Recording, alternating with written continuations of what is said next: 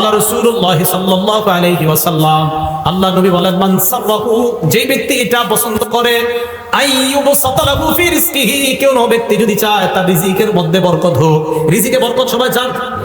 দুই নম্বর, ওয়াইউসআলাহু ফি ইসরিহি বা আসরিহি, কেউ যদি চায় তার হায়াতে বরকত। বলেন কয় জিনিসে বরকত? রিজিকে, হায়াতে। বলেন রিজিকে। যদি এই দুই জিনিসে কেউ বরকত চায়, নবী বলেন ফালইয়াসিল রহিমা, সে যেন রক্তের সম্পর্ক জোড়া লাগায়, আল্লাহ তার রিজিকে এবং হায়াতে বরকত দান করবে।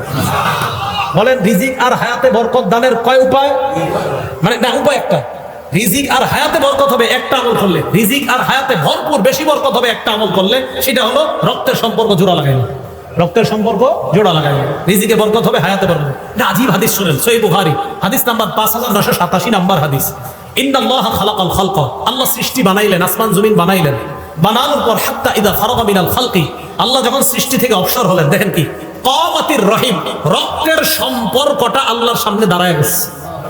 আরে আমি আপনারা কিন্তু সম্পর্ক, এটা কেমনে দাঁড়াইছে আল্লাহ জানে। দাঁড়াইছে, দাঁড়ানোর পর আল্লাহকে বললেন, আল্লাহ হাযা মাকাবুল আইজি বিকা বিনাল কাতিআ, আল্লাহ রক্তের সম্পর্ক যারা ছিন্ন করে তাদের থেকে পানা চাওয়ার আপনিই তো শ্রেষ্ঠ জায়গা, তাই আমি আপনার সামনে দাঁড়াইলাম।